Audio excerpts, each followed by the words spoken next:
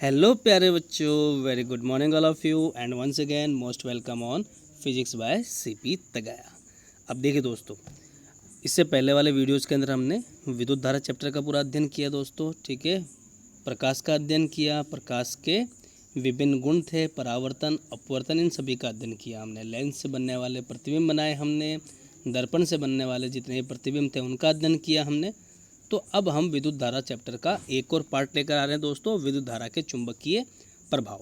ठीक है, जो class 10th, class 12th, class 8th यानी जितनी भी बोर्ड क्लासेस हैं, भले ही वो राजस्थान बोर्ड हो, भले ही वो बिहार बोर्ड हो, यूपी बोर्ड हो, सीबीएसई बोर्ड हो, सभी बोर्ड्स के लिए मोस्ट इंपॉर्टेंट है दोस्तों। तो ये एक चैप्टर भी है, तो दैट्स वाई हम इसको आज पूरे लेक्चर में इसको डिस्कस करेंगे दोस्तों। ठीक है, तो ये वीडियो लगभग आपका आधे घंटे से लेकर 1 घंटे के बीच का वीडियो होगा। तो पूरे वीडियो को आप बड़े ही ध्यान से देखिए, सारे पॉइंट्स को आप नोट डाउन करें, कॉपी पेन नोट्स कॉपी वगैरह सब लेकर बैठे आप। ठीक है दोस्तों, तो अब जो सबसे पहला टॉपिक है हमारा वो है चुंबक। ठीक है, चुंबक क्या होती है दोस्तों? चुंबक वह पदार्थ होता है जो लोह तथा लोह युक्त चीज़ों को अपनी ओर आकर्षित करता है। क्या करता है? अपनी ओर आकर्षित करता है, मीन्स अट्रैक्ट करता है। कौन सी ऑब्जेक्ट्स को अपनी ओर अट्रैक्ट करेगा दोस्तों? जिनमें लोहा हो, यानी आयरन हो, आयरन पार्टिकल्स हो। और अगर मैं डीप नॉलेज की बात करूं दोस्तों, ये 3 तत्व होते हैं जिनको ये अपनी ओर आकर्षित करते हैं। वो होते हैं फेरस, जिसको हम लिखते हैं Fe। ठीक है, उसका प्रतीक चिन्ह क्या होता है दोस्तों? Fe होता है।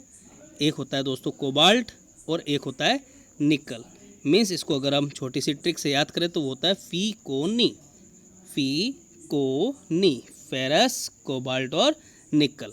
ठीक है, इन तत्वों को चुंबकीय पदार्थ अपनी ओर आकर्षित करता है, या चुंबक अपनी ओर क्या करती है? आकर्षित करती है। ठीक है दोस्तों, अब बात करते हैं हम चुंबक के गुण की। ठीक है, मीन्स प्रॉपर्टीज ऑफ मैग्नेट। ठीक है, अब देखिए, प्रत्येक चुंबक के 2 ध्रुव होते हैं। एक होता है उत्तरी ध्रुव और दूसरा होता है दक्षिणी ध्रुव। जैसे हम फॉर एग्जाम्पल बात करते हैं एक दंड चुंबक की। नीचे देखिए, आपको डायग्राम दिखाई दे रहा है दोस्तों, जिसमें एक दंड चुंबक दी है। ये क्या है दोस्तों? एक दंड चुंबक है जिसका एक ध्रुव उत्तरी ध्रुव है, जिसको कैपिटल N से लिखते हैं, और दूसरी तरफ एक दक्षिणी ध्रुव है। कैसा ध्रुव है? दक्षिणी ध्रुव, जिसे लिखा जाता है S से। इंग्लिश में क्या बोलते हैं दक्षिणी ध्रुव को? South pole. और उत्तरी ध्रुव को क्या बोला जाता है? North pole. समझ में आया दोस्तों? अब बात करते हैं हम, समान ध्रुव एक दूसरे को प्रतिकर्षित करते हैं। मीन्स अगर 2 चुंबक हैं आपके, तो दोनों चुंबकों में अगर एक ध्रुव N है और दूसरी चुंबक का भी ध्रुव कौन सा हो दोस्तों? N हो, तो ये दोनों ध्रुव एक दूसरे को क्या करेंगे दोस्तों? प्रतिकर्षित करेंगे। ध्यान रहे दोस्तों, चुंबक में उत्तरी ध्रुव और दक्षिणी ध्रुव दोनों मौजूद होते हैं। एक सिरे पर उत्तरी होगा तो दूसरे सिरे पर दक्षिणी ध्रुव होगा। तो उत्तरी ध्रुव और उत्तरी ध्रुव एक दूसरे को क्या करेंगे? प्रतिकर्षित करेंगे। ऐसे ही अगर 2 चुंबक और ली जाए जिनमें दक्षिणी ध्रुव और दक्षिणी ध्रुव एक दूसरे के पास में हो, तो दक्षिणी ध्रुव और दक्षिणी ध्रुव भी एक दूसरे को प्रतिकर्षित करेंगे। समझ में आया दोस्तों? अब बात करते हैं इसके अगले गुण की। तो एक बार मैं स्लाइड को पूरा क्लियर कर देता हूं दोस्तों। ठीक है, ताकि हम कुछ भी अगर डायग्राम वगैरह कोई भी पॉइंट्स वगैरह अगर इसको हम डिस्क्राइब करें तो वो हमारे लिए ईजी हो। ठीक है, क्लियर कर दिया दोस्तों। अब है अगला पॉइंट, असमान ध्रुव एक दूसरे को आकर्षित करते हैं। मीन्स अगर एक चुंबक है, उसका एक ध्रुव उत्तरी ध्रुव हो और दूसरे चुंबक का ध्रुव कौन सा हो दोस्तों? दक्षिणी ध्रुव हो, तो दोनों ध्रुव एक दूसरे को क्या करेंगे? परस्पर आकर्षित करेंगे, एक दूसरे के पास में आ जाएंगे। ठीक है, तो असमान ध्रुव एक दूसरे को आकर्षित करते हैं। अब बात करते हैं हम चौथे गुण की दोस्तों। चौथा गुण क्या है दोस्तों?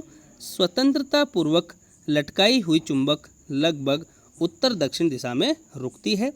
उत्तरी ध्रुव उत्तर दिशा की ओर संकेत करता है और दक्षिणी ध्रुव दक्षिण दिशा की ओर संकेत करता है। इसका मतलब ये हुआ दोस्तों, अगर हम किसी चुंबक को, जैसे हम एक डायग्राम ड्रॉ कर लेते हैं यहाँ पे दोस्तों।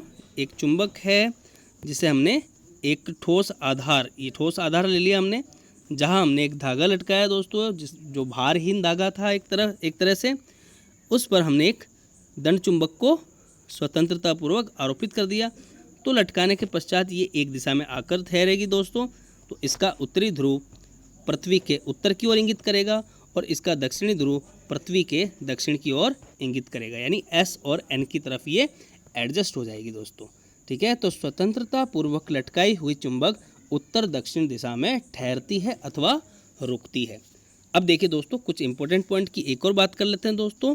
चुंबक का वह भाग जो पृथ्वी के उत्तर की ओर दिशा कर रहा हो या उत्तर की ओर ठहरता है उसे बोला जाता है उत्तरी ध्रुव, और चुंबक का वह सिरा जो पृथ्वी के दक्षिण की ओर ठहरता है उसे दक्षिणी ध्रुव कहा जाता है। समझ में आया दोस्तों? किसी भी चुंबक का उत्तरी ध्रुव वह ध्रुव होता है जो पृथ्वी के उत्तर दिशा की ओर इंगित करता है, और चुंबक का दक्षिणी ध्रुव उसे कहा जाता है दोस्तों जो पृथ्वी के या भौगोलिक दक्षिणी ध्रुव की ओर इंगित करता है। ठीक है दोस्तों, अब बात करते हैं हम चुंबकीय क्षेत्र की। तो चुंबकीय क्षेत्र क्या होता है दोस्तों? चुंबकीय क्षेत्र चुंबक का एक क्षेत्र होता है जहाँ पे वो चुंबकीय बल का प्रदर्शन करता है। ठीक है, चलो आ जाते हैं हम अपने पॉइंट पर। क्या है दोस्तों चुंबकीय क्षेत्र? चुंबक के चारों ओर का वह क्षेत्र जिसमें चुंबक के बल का संसूचन किया जाता है या चुंबकीय बल का अनुभव किया जाता है, उस क्षेत्र को चुंबकीय क्षेत्र कहा जाता है। ठीक है दोस्तों, और चुंबकीय क्षेत्र को मापने के लिए जिस मात्रक का प्रयोग किया जाता है उसे कहते हैं दोस्तों टेस्ला। ठीक है, किसका प्रयोग किया जाता है? टेस्ला का प्रयोग किया जाता है। चुंबकीय क्षेत्र में परिमाण व दिशा, अब देखिए दोस्तों यहाँ पे थोड़ा सा मिसप्रिंट है, यहाँ पर लिखा गया यहाँ पे दिशा, तो आप सब लोग इसे दिशा कर लेंगे दोस्तों। ठीक है, तो चुंबकीय क्षेत्र में परिमाण व दिशा दोनों होते हैं, इसलिए अब देखिए दोस्तों, ऐसी भौतिक राशियाँ जिनमें परिमाण और दिशा दोनों होते हैं उसे क्या कहा जाता है दोस्तों? सदिश राशियाँ कहा जाता है। क्या कहते हैं दोस्तों? कौन सी राशि कहलाते हैं? उसे कहते हैं सदिश राशि। तो चुंबकीय क्षेत्र को दिक्सूचक की सहायता से भी समझाया जा सकता है। अगर हमें चुंबकीय क्षेत्र की दिशा ज्ञात करनी है दोस्तों, तो उसके लिए हम कौन से यंत्र का प्रयोग करते हैं? उसके लिए प्रयोग किया जाता है दिक्सूचक का, जिसे हम साधारण भाषा में दिशा सूचक यंत्र भी कह सकते हैं। और दिशा सूचक यंत्र और कोई नहीं दोस्तों, चुंबकीय सुई होती है। ठीक है, दिक्सूचक, अब देखो स्लाइड को क्लियर कर देते हैं दोस्तों। अब आ जाते हैं हम दिक्सूचक पर। तो दिक्सूचक की सुई स्वतंत्र लटकी हुई एक छड़ चुंबक होती है। क्या होती है दोस्तों? एक छड़ चुंबक होती है, मीन्स एक पतली छड़ चुंबक होती है। अब हम बात करते हैं चुंबकीय क्षेत्र रेखाओं के गुण की। अब चुंबकीय क्षेत्र रेखाएं क्या होती है, सबसे पहले हम इसको डिस्कस कर लेते हैं दोस्तों। ठीक है, चुंबक के चारों ओर चुंबकीय क्षेत्र को प्रदर्शित करने वाली रेखाएं, जैसे ये हमने उत्तरी ध्रुव के दिया, इसको हमने दक्षिणी ध्रुव लिख दिया दोस्तों। अब इसके चारों ओर जो चुंबकीय क्षेत्र की दिशा को प्रदर्शित करने वाली काल्पनिक रेखाएं होती हैं, उन रेखाओं को ही हम चुंबकीय क्षेत्र रेखाएं कहते हैं। समझ में आया दोस्तों? अब चुंबकीय क्षेत्र रेखाओं के गुण की बात करते हैं दोस्तों। ठीक है, अब चुंबकीय क्षेत्र रेखाओं के गुण का पहला गुण देख लेते हैं। अब पहले होता क्या है दोस्तों? चुंबकीय क्षेत्र रेखाएं उत्तरी ध्रुव से प्रकट होती है और दक्षिणी ध्रुव की ओर विलीन हो जाती है।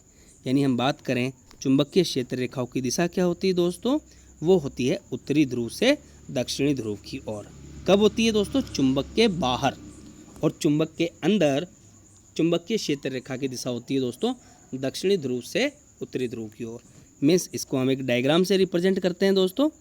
ये यहाँ पर जो डायग्राम दे रखा है हम इसी को ही जूम आउट कर लेते हैं। ये देखिए दोस्तों, ये एक दंड चुंबक दी है, ये इसका उत्तरी ध्रुव और ये इसका दक्षिणी ध्रुव। ठीक है, अब चुंबकीय क्षेत्र रेखा की दिशा कहाँ से कहाँ होगी दोस्तों?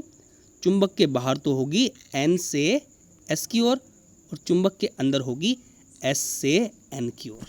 ठीक है, यानी चुंबक के बाहर उत्तरी ध्रुव से दक्षिणी ध्रुव की ओर, और चुंबक के अंदर दक्षिणी ध्रुव से उत्तरी ध्रुव की ओर। ठीक है दोस्तों, अब बात करते हैं इसके दूसरे गुण की। देखिए दोस्तों, तो इसका अगला गुण क्या है? चुंबकीय क्षेत्र रेखाएं बंद वक्र होती है। जैसा कि आपको पता है दोस्तों, चुंबक के अंदर इसकी दिशा होती है एस से एन की ओर, और चुंबक के बाहर होती है एन से एस की ओर। ठीक है, जब ये दिशा है तो दोस्तों इसने क्या बनाया? एक बंद वक्र बनाया। क्या बनाया इसने? एक बंद वक्र। अब बात करते हैं अगले बिंदु की, अगले गुण की। प्रबल चुंबकीय क्षेत्र में रेखाएं अपेक्षाकृत अधिक निकट होती है। यानी ऐसा स्थान जहाँ पे चुंबकीय बल रेखाएं बहुत ज़्यादा मात्रा में पाई जाए तो वहाँ पे चुंबकीय क्षेत्र की तीव्रता कैसी होगी दोस्तों? ज़्यादा होगी, यानी उसे हम प्रबल चुंबकीय क्षेत्र कहते हैं। और जहाँ पे चुंबकीय बल रेखाएं कैसी हो, कम संख्या में हो, वहाँ पर चुंबकीय क्षेत्र की प्रबलता कैसी होती है, कम होती है, यानी उसे हम दुर्बल चुंबकीय बल या दुर्बल चुंबकीय क्षेत्र भी कह सकते हैं। इसको हम एक डायग्राम के थ्रू समझते हैं दोस्तों। देखिए डायग्राम, देखिए सामने सबको डायग्राम दिखाई दे रहा है, इसको मैं थोड़ा जूम आउट कर देता हूँ। अब देखिए दोस्तों, यहाँ पे हमें दो बिंदु इंगित कर देते हैं, एक को बोल देते हैं 1 नंबर और एक को बोल देते हैं हम 2 नंबर। अब बताइए दोस्तों, ज़्यादा चुंबकीय बल रेखाएं किस बिंदु पर है, एक बिंदु पर है या 2 बिंदु पर? देखिए संख्याएं समान है, परंतु अगर हम घनत्व की बात करें, कौन कितनी ज़्यादा समीप है, तो 1 पर जो रेखाएं हैं वो थोड़ी दूर दूर हैं, और 2 पॉइंट पर देखा जाए तो चुंबकीय बल रेखाएं कैसी है, अत्यधिक निकट हैं, बहुत पास पास में हैं। तो हम ये कह सकते हैं कि दूसरे नंबर बिंदु पर, या हम कहें ध्रुव पर, चुंबकीय क्षेत्र की तीव्रता कैसी होती है, बहुत अधिक होती है, यानी चुंबकीय क्षेत्र प्रबल होता है। ठीक है दोस्तों, डायग्राम आपको अच्छे समझ में आया होगा। अब बात करते हैं हम अगले गुण की। ठीक है, तो अगला गुण क्या है, अपन इसको जूम आउट कर देते हैं। चलो आइए, दिखाई दे रहा सबको दोस्तों। प्रबल चुंबकीय क्षेत्र में चुंबकीय रेखा अपेक्षाकृत निकट होती है। ठीक है, अब इसके बाद एक इम्पोर्टेंट प्रॉपर्टी आ रही है दोस्तों, एक महत्वपूर्ण गुण है जो परीक्षा की दृष्टि से भी बहुत इम्पोर्टेंट है। क्या है दोस्तों, दो रेखाएं कहीं भी एक दूसरे को प्रतिच्छेद नहीं करती है। मीन्स अगर हम बात करें चुंबकीय बल रेखाओं की, तो दो चुंबकीय बल रेखाएं कभी भी एक दूसरे को प्रतिच्छेद नहीं करेगी। ये जैसा कि यहाँ पर इस बिंदु पर प्रतिच्छेद कर रही है, जो कि संभव नहीं है। ठीक है दोस्तों, क्यों संभव नहीं है, क्योंकि जब वो प्रतिच्छेद करेगी तो वहाँ पे दो दिशाएं हो जाएगी चुंबकीय क्षेत्र की, और किसी एक बिंदु पर चुंबकीय क्षेत्र की दिशा भी एक ही होती है। ठीक है, इसका अर्थ यह है कि एक बिंदु पर दो दिशाएं, जो कि संभव नहीं है। समझ आया दोस्तों, इसका कारण भी यही है। मोस्टली इसका कारण पूछा जाता है एग्जाम में कि अगर किसी बिंदु पर दो चुंबकीय बल रेखा एक दूसरे को काट रही है तो क्या यह बिंदु संभव है, तो आपको इसका उत्तर लिखना है नहीं। और अगर आपसे कारण पूछता है तो क्या कारण है दोस्तों, किसी बिंदु पर चुंबकीय क्षेत्र की दो दिशाएं संभव नहीं है। ये इसका उत्तर हो गया दोस्तों। अब अगले पॉइंट की बात करते हैं हम। अगला पॉइंट क्या है, चुंबकीय क्षेत्र की प्रबलता को क्षेत्र रेखाओं की निकटता की कोटि से प्रदर्शित किया जाता है, अर्थात दर्शाया जाता है। यानी जितना अधिक चुंबकीय क्षेत्र प्रबल होगा, चुंबकीय बल रेखाएं उतनी ही अधिक पास में होगी। चुंबकीय बल रेखाएं भी कह सकते हो आप, और इन्हें आप चुंबकीय क्षेत्र रेखाएं भी कह सकते हो। ठीक है दोस्तों, अब आते हैं हम अगले पॉइंट पे। चित्र हम देख चुके हैं दोस्तों। छड़ चुंबक का एक चुंबकीय क्षेत्र का डायग्राम है, जिसमें आपको ये स्पष्ट रूप से दिखाई दे रहा है दोस्तों। यहाँ पर एक तरफ उत्तरी ध्रुव लिया है दोस्तों, और एक तरफ दक्षिणी ध्रुव। तो चुंबक के बाहर चुंबकीय क्षेत्र की दिशा N से S की ओर है। ठीक है, भले वो ऊपर देखो भले आप नीचे देखो, दोनों के लिए जो चुंबकीय बल रेखाओं की दिशाएं हैं वो N से S की तरफ है। ठीक है, और इसके अंदर एक पॉइंट और समझ लीजिए दोस्तों, चुंबक के अंदर चुंबकीय क्षेत्र की दिशा दक्षिण से उत्तर की ओर होती है, यानी S से N की ओर होती है। देखिए ये दिशा, देखिए आपको अपने आप पता चल रहा है। यहाँ पर इन सब का अगर समावेशन किया जाए तो कुल मिलाकर चुंबक के अंदर जो दिशा होती है वो क्या होती है दोस्तों, S से N की ओर होती। कहा, किसी भी चुंबक के अंदर। ठीक है, चुंबकीय अक्ष पर। अब बात करते हैं हम अगले पॉइंट की दोस्तों। ठीक है, यहाँ आ जाते हैं हम वैज्ञानिक आरस्टेड के प्रयोग पर। ठीक है, तो वैज्ञानिक आरस्टेड कौन था दोस्तों, एक वैज्ञानिक था, एक पहला व्यक्ति था जिसने यह पता लगाया कि विद्युत धारा चुंबकीय क्षेत्र उत्पन्न करती है। मीन्स यदि किसी वायर से या किसी भी कंपोनेंट से अगर विद्युत धारा प्रवाहित होती है तो उसके चारों ओर चुंबकीय क्षेत्र भी उत्पन्न होता है। इसका सबसे पहले प्रयोग करने वाला वैज्ञानिक था वैज्ञानिक ओरस्टेड, जिसका पूरा नाम था हैंस क्रिश्चियन ओरस्टेड। समझ आया दोस्तों, क्या नाम था इनका पूरा, हैंस क्रिश्चियन ओरस्टेड। ठीक है दोस्तों, अब हम बात करेंगे चुंबकीय क्षेत्र की दिशा का पता लगाने के लिए किस नियम का प्रयोग किया जाता है। तो चुंबकीय क्षेत्र की दिशा को पता लगाने के लिए दक्षिण हस्त अंगुष्ठ नियम का प्रयोग किया जाता है, जिसे दाएं हाथ का अंगूठे का नियम भी कहते हैं। ठीक है दोस्तों, अब ये होता क्या है इसकी बात कर लेते हैं। ये आपका दाहिना हाथ है और ये बीच में वाइट है, वो क्या है दोस्तों, एक धारावाही तार है। क्या है दोस्तों, धारावाही तार। जस्ट ए मिनट, ही लिख देते हैं यहाँ पर। अरे ये फिर आ गया, चलो इसको मैं एक बार क्लियर कर देता हूँ ताकि ये स्लाइड बार बार हमारे बीच में ना आए। ठीक है, तो ये जो वाइट कलर का वो क्या है, धारावाही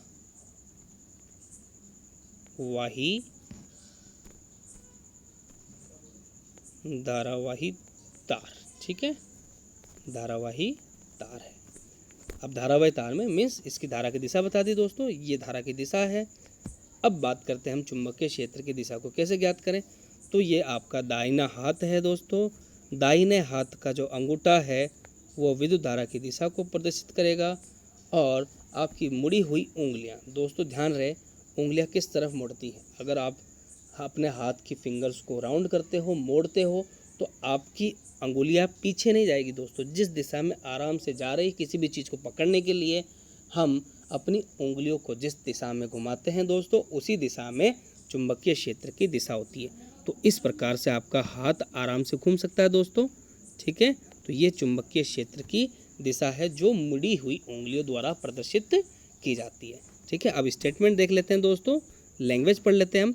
कल्पना कीजिए आप अपने दाहिने हाथ में विद्युत धारावाही चालक को इस प्रकार पकड़े हुए हैं कि आपका अंगूठा विद्युत धारा की ओर संकेत करता है, तो आपकी अंगुलियां जो मुड़ जाती है दोस्तों, चालक के चारों ओर चुंबकीय क्षेत्र की दिशा को बताती है। यही दक्षिण हस्त का अंगुष्ठ नियम है दोस्तों। समझ में आया होगा आपको अच्छे से। ठीक है, अब बात करते हैं हम अगले पॉइंट की। सीधे धारावाही विद्युत धारा प्रवाहित होने के कारण चुंबकीय क्षेत्र के कौन कौन से तथ्य हैं, उन तथ्यों की बात कर लेते हैं दोस्तों हम। ठीक है, किस प्रकार व्यक्त किया जाता है और क्या क्या इनका डायग्राम होता है। ठीक है, डायग्राम को हम तो भी थोड़ी देर बाद देखेंगे, जब तक हम कुछ पॉइंट्स को स्टडी कर लेते हैं दोस्तों। चुंबकीय क्षेत्र चालक के हर बिंदु पर सकेंद्रीय वृत्तों द्वारा दर्शाया जा सकता है। किसी बिंदु पर हम जो सर्कल बनाते हैं दोस्तों, उसके द्वारा हम चुंबकीय क्षेत्र को व्यक्त कर सकते हैं। चुंबकीय क्षेत्र की दिशा दक्षिण हस्त अंगुष्ठ नियम या दिक्सूचक यंत्र से दी जाती है। ठीक है, अगर धारावाही चालक है, उसके चारों ओर हमें चुंबकीय क्षेत्र की दिशा को हमें पता करना है, तो हम दक्षिण हस्त अंगुष्ठ का नियम का प्रयोग करेंगे अथवा दिक्सूचक यंत्र अर्थात दिशा सूचक यंत्र का प्रयोग करेंगे। ठीक है दोस्तों, चालक के नज़दीक वाले वृत्त निकट निकट होते हैं। चालक के जो पास में होगा दोस्तों, ये चालक है, तो चालक के पास जो सर्किल होंगे वो कैसे होंगे, बहुत ज़्यादा पास पास में होंगे। जैसे जैसे दूरियां बढ़ती जाएगी वैसे वैसे इनका आकार बड़ा होता जाएगा और इनकी प्रबलता में क्या होती जाएगी दोस्तों, कमी होती जाएगी। ठीक है, तो चुंबकीय क्षेत्र धारा के समानुपाती होता है। ये अल्फा नहीं है दोस्तों, क्या है ये, समानुपात का चिन्ह है। ठीक है, तो चुंबकीय क्षेत्र धारा के समानुपाती होता है या धारा की शक्ति के समानुपाती होता है। और चुंबकीय क्षेत्र चालक की दूरी के व्युत्क्रमानुपाती होता है। ये देखिए दोस्तों, थोड़ा सा यहाँ पे जो ये अपोन है, चालक की दूरी पूरी बटा में है। ठीक है, यानी चालक से जितनी ज़्यादा दूरी बनेगी दोस्तों, चुंबकीय क्षेत्र उतना ही कम होगा। दूरी जितना ज़्यादा होगी, चुंबकीय क्षेत्र उतना ही कम होगा। समझ में आया दोस्तों। अब बात करते हैं हम डायग्राम की। यह एक प्रकार से चुंबकीय बल रेखाओं का प्रायोगिक प्रदर्शन होता है दोस्तों। ठीक है, डायग्राम को थोड़ा सा जूम कर देता हूँ मैं, डायग्राम आपको अच्छे से दिखाई दे रहा है दोस्तों। अब डायग्राम में देखिए क्या क्या है। डायग्राम में एक दोस्तों ये है धारा नियंत्रक, यह है धारा मापी जिसको हम एमीटर कहते हैं, एक बैटरी संयोजित की गई है, एक कुंजी है। ठीक है, और ये क्या है दोस्तों, ये लकड़ी का तख्ता है। ठीक है, किसका तख्ता है दोस्तों, लकड़ी का तख्ता है, जो लकड़ी का बना हुआ है, जिस पर क्या रखा गया दोस्तों, लोहे का चूर्ण रखा गया। ठीक है, जिसे हम कहते हैं लोह चूर्ण। ठीक है, लोह चूर्ण के इस पर रख दिया। जैसे ही हम इसको ऑन करते हैं दोस्तों, ठीक है, वैसे तो ये ऑन कंडीशन में ही है, हम इसको ऑन करेंगे तो ऑन करने के पश्चात परिपथ में धारा का प्रवाह होगा। जब परिपथ में धारा प्रवाहित होगी तो दोस्तों चालक के चारों ओर चुंबकीय क्षेत्र भी उत्पन्न हो जाता है, जिसे हम किसके द्वारा दर्शाते हैं दोस्तों, वलय द्वारा दर्शाते हैं। ठीक है, जिसकी दिशा क्या होगी दोस्तों, कौन से नियम के द्वारा दी जाएगी, दक्षिण हस्त के अंगुष्ठ नियम द्वारा। ठीक है, अब देखिए दोस्तों, यहाँ पर हम बात कर लेते हैं धारा की दिशा कहाँ है दोस्तों। अगर हम इस डायग्राम की ही बात कर रहे हैं तो विद्युत धारा है नीचे की ओर। अब यहाँ पे जब आपका अंगुष्ठ नियम लगाते हो दोस्तों, तो ये आपका अंगूठा, ठीक है, छोटा सा एक रफ डायग्राम बना देता हूँ दोस्तों, मैं थोड़ा सा इसको क्लियर कर देता हूँ। तो ये आपका अंगूठा धारा की दिशा को इंगित करेगा, ठीक है। फिर आपकी अगर मुड़ी हुई उंगलियों की बात करो दोस्तों, ठीक है, तो अब ये हाथ बनाया तो ये आपकी मुड़ी हुई उंगलियां कुछ इस प्रकार से मुड़ जाएगी दोस्तों, ये इस प्रकार, ठीक है। तो ये मुड़ी हुई उंगलियां हैं आपकी, और मुड़ी हुई उंगलियों के द्वारा विद्युत धारा की दिशा को प्रदर्शित किया जाता है, ठीक है। तो मुड़ी हुई उंगलियां कुछ इस प्रकार मुड़ेगी दोस्तों, ठीक है। तो ये चुंबकीय क्षेत्र की दिशा को प्रदर्शित करेगी, जैसा कि आपको चित्र में भी दर्शाया गया है, ठीक है। अब बात करते हैं हम अगले बिंदु की दोस्तों। अगला बिंदु है विद्युत धारावाही वर्ताकार पाश के कारण चुंबकीय क्षेत्र। अब जैसा कि ये दोस्तों एक डायग्राम दिखाई दे रहा है, इस डायग्राम को हमने जूम कर लिया। यहाँ पर एक जो ब्राउन कलर के अंदर आपको एक पास दिखाई दे रहा है, आपको एक रिंग दिखाई दे रही है दोस्तों, ये क्या है, वलय है, जिसमें धारा प्रवाहित हो रही है। क्या प्रवाहित हो रही है दोस्तों, धारा प्रवाहित हो रही है। अब जब इसमें से धारा प्रवाहित होगी तो इसके चारों ओर चुंबकीय क्षेत्र को हम किससे दर्शाएंगे दोस्तों, वलय से दर्शाएंगे, वक्रों से दर्शाएंगे। तो ये बहुत सारी हमने चुंबकीय बल रेखाओं के वक्र बनाए दोस्तों, ठीक है, जो अलग अलग दिशा पर अलग अलग दिशा को व्यक्त कर रहे होते हैं दोस्तों, अलग अलग बिंदुओं पर अलग अलग दिशा को व्यक्त करते हैं, ठीक है। अब इसके अंदर बिल्कुल बीचों बीच जो इसके सेंटर से होकर गुजर रहा है दोस्तों, वो कैसा हो जाएगा दोस्तों, बिल्कुल सीधा है, ठीक है। और किसी वलय के लिए, और वलय कैसा होना चाहिए दोस्तों, एक वृत्त होना चाहिए। वलय कैसा होता है, वृत्ताकार होता है, बस इसकी किनारों पर जो तार है उसकी कुछ ना कुछ मोटाई होती है दोस्तों, जिसमें से विद्युत धारा प्रवाहित होती है। और इसके चारों ओर चुंबकीय क्षेत्र की दिशा का पता लगाने के लिए हम दक्षिण हस्त नियम का प्रयोग करेंगे, अगुस्त नियम का। यहाँ पर ये चुंबकीय क्षेत्र की दिशा होगी, यहाँ भी चुंबकीय क्षेत्र की दिशा ये होगी, और बीच में कैसी हो जाएगी दोस्तों, बिल्कुल समांतर हो जाएगी। क्योंकि जैसे जैसे ये व्रत बड़े होते जाते हैं दोस्तों, हम मान लेते हैं यहाँ पे एक छोटा व्रत बना, फिर बड़ा व्रत, फिर और बड़ा, फिर और बड़ा, ऐसे करते करते लास्ट में कैसा हो जाता है दोस्तों, बिल्कुल एक सीधी रेखा की तरह चुंबकीय बल रेखाएं हो जाती है, जो अनंत पर मिलती हुई प्रतीत होती है। कहाँ मिलती है दोस्तों, अनंत पर मिलती है। यानी अपना रिंग कंप्लीट करने के लिए, अपना वक्र कंप्लीट करने के लिए वो आभासी रूप से कहाँ मिलती हुई प्रतीत होती है, अनंत पर, ठीक है दोस्तों। अब पॉइंट्स को डिस्कस कर लेते हैं हम। तो पॉइंट क्या है दोस्तों, पहला पॉइंट देखिए, यहाँ पर चुंबकीय क्षेत्र प्रत्येक बिंदु पर सकेंद्रीय वृत्तों द्वारा दर्शाया जाता है। देखिए दोस्तों, ये बहुत सारे वृत्त बना रखे हैं जो सकेंद्रीय वृत्तों की भांति व्यवहार करता है। दूसरा बिंदु है दोस्तों, जब हम तार से दूर जाते हैं तो वृत्त निरंतर बड़े होते जाते हैं। वृत्त निरंतर कैसे होते जाएंगे दोस्तों, जैसे जैसे दूरी बढ़ रही है वैसे वैसे वृत्तों का आकार भी बढ़ता जा रहा है। विद्युत धारावाही तार के प्रत्येक बिंदु से उत्पन्न चुंबकीय क्षेत्र रेखाएं पास के केंद्र पर एक सरल रेखा जैसी प्रतीत होने लगती है। क्योंकि जब हम उस वृत्त के केंद्र पर जाते हैं, डायग्राम को हमने अच्छे से देखा है दोस्तों, तो यहाँ पे बीच वाली रेखा कैसी हो जाएगी दोस्तों, बिल्कुल सरल रेखा की भांति व्यवहार करती है, ठीक है दोस्तों। अब आते हैं हम अगले पॉइंट पर। अगला पॉइंट क्या है दोस्तों, पास के अंदर चुंबकीय क्षेत्र की दिशा एक समान होती है। चुंबकीय क्षेत्र की दिशा कैसी होती है, एक समान। तो ये दिशा कैसी होगी दोस्तों, यहाँ से यहाँ की ओर।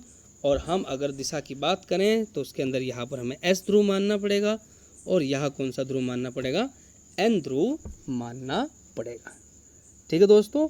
उम्मीद करता हूँ जितने भी पॉइंट्स अपन ने डिस्कस किए हैं वो आपको अच्छे समझ में आए होंगे।